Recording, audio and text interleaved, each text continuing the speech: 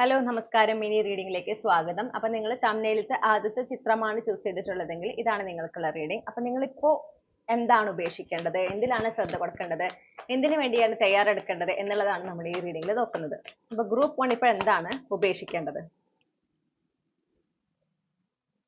Okay, എന്തിലാണ് ഇപ്പോൾ ശ്രദ്ധ കൊടുക്കേണ്ടത്?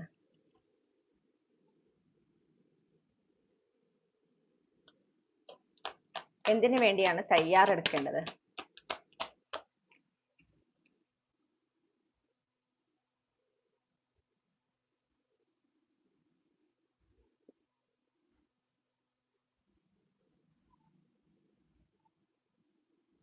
ഓക്കെ, നമുക്ക് കിട്ടുന്ന ഒരു സന്ദേശം എന്ന് പറഞ്ഞാല് ഈ 8 ഓഫ് പെന്റക്കിൾസ് എന്താ കാണിക്കുന്നത് വെച്ചാൽ നിങ്ങൾക്ക് നഷ്ടപ്പെട്ടത് എന്തോ അവസാനിച്ചു പോയൊരു കാര്യമാണ്, പക്ഷെ അത് തിരിച്ചു കൊണ്ടുവരുന്നതിന് വേണ്ടിയിട്ട് നിങ്ങൾ പരിശ്രമിക്കുന്നതായിട്ട് കാണുന്നു. അത് തിരിച്ചു വേണം എന്ന് ആഗ്രഹിച്ച് അതിനുവേണ്ടി പരിശ്രമിക്കുന്നതായിട്ട് കാണുന്നുണ്ട്.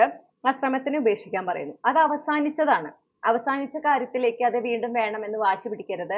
നിങ്ങൾക്ക് നല്ലതല്ലാത്തത് കൊണ്ടാണ് നിങ്ങളുടെ ലൈഫിൽ നിന്ന് അത് അവസാനിച്ചു പോയിട്ടുള്ളത്. ഓക്കെ, അത് നിങ്ങൾക്ക് ഒരുപാട് വേദന നൽകിയിട്ടുണ്ടെന്ന് കാണുന്നുണ്ട്. നിങ്ങൾക്ക് നല്ലത് എന്താണോ അത് തന്നെയാണ് യൂണിവേഴ്സ് നിങ്ങളിലേക്ക് കൊണ്ടുതരാം. നിങ്ങൾക്ക് നല്ലതായതൊന്നും യൂണിവേഴ്സ് നിങ്ങളിൽ നിന്ന് എടുത്ത് കളയില്ല.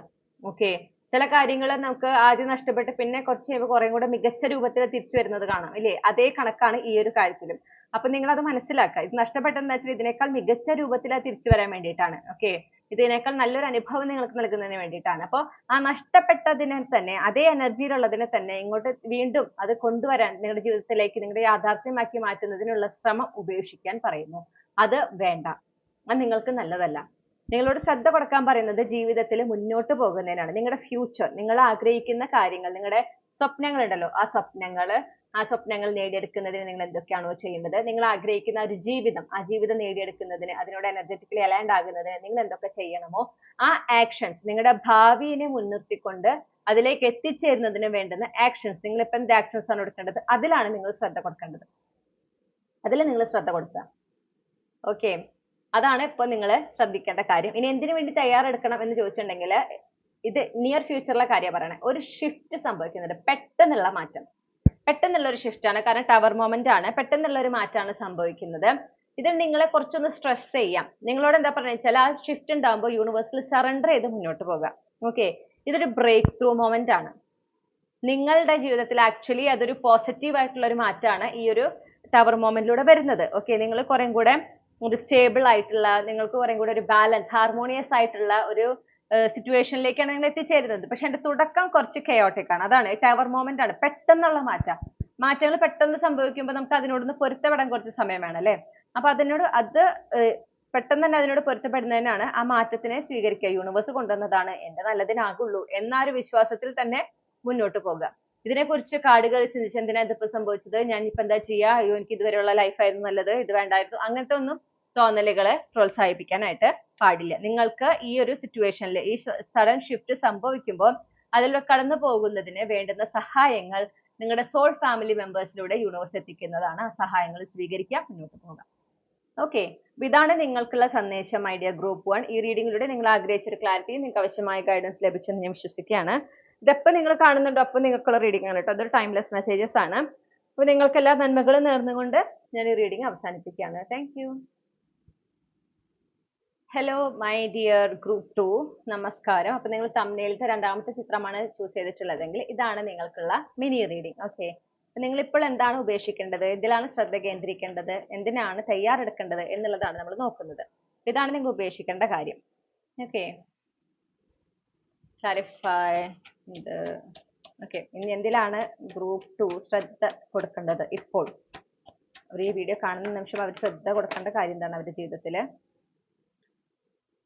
എന്തിനു വേണ്ടിയാണ് അവർ തയ്യാറെടുക്കേണ്ടത്?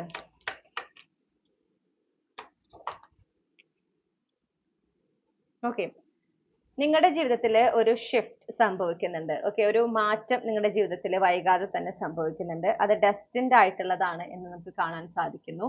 നിങ്ങളോട് അതുകൊണ്ട് പറയുന്നത് അതിനു വേണ്ടി തയ്യാറെടുക്കുക എന്നുള്ളതാണ്. ജനറലി പറയുന്നത് അതിനു വേണ്ടി തയ്യാറെടുക്കുക. അപ്പൊ അതിനായിട്ട് അനാവശ്യമായിട്ടുള്ള ഡിസ്ട്രാക്ഷൻസ്, ഫോർ എക്സാമ്പിൾ ചില ഒരു എന്താ പറയാ റൊമാൻറ്റിക് ആയിട്ടുള്ള അട്രാക്ഷൻസ് തോന്നാം.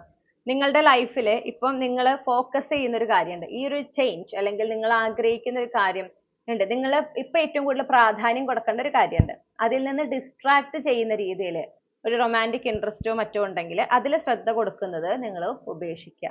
അവിടെ ഒരു പെർഫെക്റ്റ് ബൗണ്ടറി വേണം. ഓക്കെ, അതാണ് നമുക്കിവിടെ കാണാൻ സാധിക്കുന്നത്.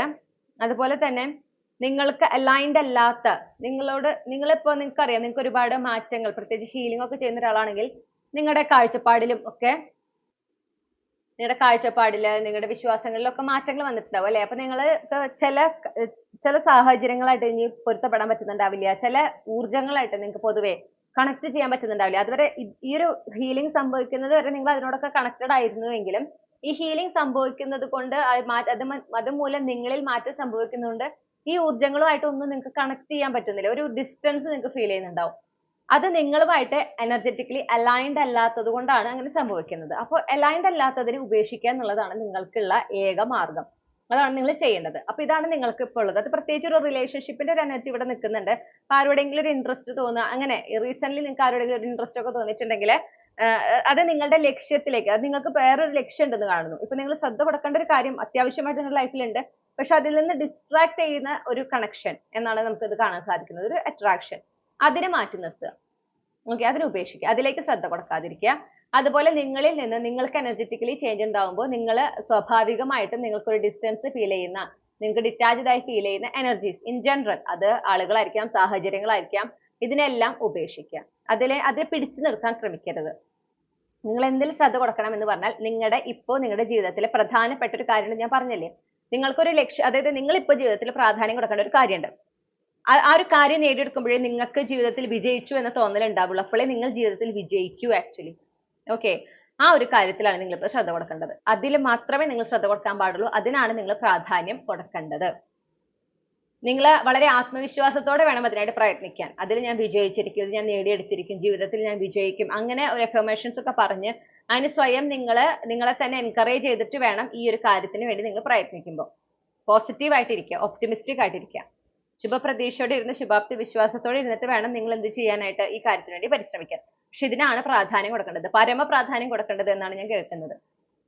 ഇനി നിങ്ങൾ എന്തിനു വേണ്ടിയിട്ടാണ് തയ്യാറെടുക്കേണ്ടത്, അതായത് നിങ്ങളുടെ ജീവിതത്തിൽ ഇനി വരാൻ പോകുന്ന ഒരു കാര്യം, ഒരു വിഷ് ഫുൾഫിൽമെന്റ് എന്നാണ് കാണുന്നത്. നിങ്ങൾ അത്രമേൽ ആഗ്രഹിക്കുന്ന ഒരു കാര്യം നിങ്ങളുടെ യാഥാർത്ഥ്യമായിട്ട് മാറുന്നുണ്ട്. അതിനെ രണ്ട് കൈ നീട്ടി സ്വീകരിക്കാൻ, ഓക്കെ, അത് രണ്ട് കൈ നീട്ടി സ്വീകരിച്ച് സന്തോഷത്തോടെ പ്രതീക്ഷയോടെ ജീവിതത്തിൽ മുന്നോട്ട് പോകുന്നതിന് നിങ്ങൾ തയ്യാറാക്കുക. ഇത് നിങ്ങൾ അത്രമേൽ ആഗ്രഹിച്ച ഒരു കാര്യമാണെന്ന് മനസ്സിലാക്കുക. ഇത് നിങ്ങളുടെ വിഷ് ഫുൾഫിൽമെന്റ് ആണെന്ന് മനസ്സിലാക്കിക്കൊണ്ട് യൂണിവേഴ്സിനോട് നന്ദി പറഞ്ഞ് അതിനെ സ്വീകരിക്കാൻ നിങ്ങൾ തയ്യാറായിരിക്കണം. ഓക്കെ, അപ്പോൾ അങ്ങനെ ഒരു കാര്യം നിങ്ങളുടെ ജീവിതത്തിൽ വൈകാതെ സംഭവിക്കുന്നുണ്ട്. അതൊരു ചേഞ്ച്, ഞാൻ ഈ പറഞ്ഞ പോലെ നിങ്ങൾ മാനിഫെസ്റ്റ് ചെയ്യുന്ന ഒരു കാര്യം എന്ന് കാണുന്നുണ്ട്.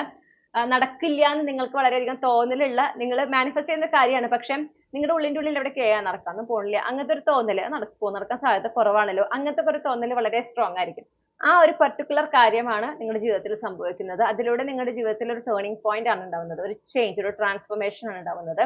ഇത് ഡെസ്റ്റിൻഡ് ആണ്. ഓക്കെ, അത് നടക്കേണ്ട ഒരു മാറ്റം തന്നെയാണ്. അപ്പൊ അതിനെ സ്വീകരിക്കുന്നതിന് വേണ്ടിയിട്ട്, രണ്ട് കൈ നീട്ടി സ്വീകരിക്കുന്നതിന് വേണ്ടിയിട്ട് തയ്യാറാകുക. അത് ലഭിക്കുമ്പോൾ, ആ മാറ്റം ഉണ്ടാകുമ്പോൾ യൂണിവേഴ്സിനോട് നന്ദി പറയാം.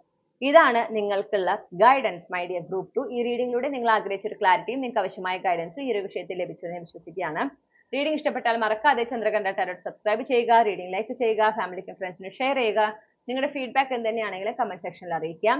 പേഴ്സണൽ റീഡിംഗ് വേണമെങ്കിൽ എനിക്ക് ഇമെയിൽ അയക്കാം, അല്ലെങ്കിൽ വാട്സപ്പിൽ മെസ്സേജ് ചെയ്യാം. കോൺടാക്ട് ഡീറ്റെയിൽസ് ഡിസ്ക്രിപ്ഷനിലും കമന്റ് സെക്ഷനിൽ നൽകിയിട്ടുണ്ട്. മറ്റൊരു റീഡിങ്ങിലൂടെ നമ്മൾ വീണ്ടും കണ്ടുമുട്ടുമെന്ന പ്രതീക്ഷയോടെ ഞാൻ ഈ റീഡിംഗ് അവസാനിപ്പിക്കുകയാണ്. നിങ്ങൾക്ക് എല്ലാ നന്മകളും നേരുന്നു. താങ്ക്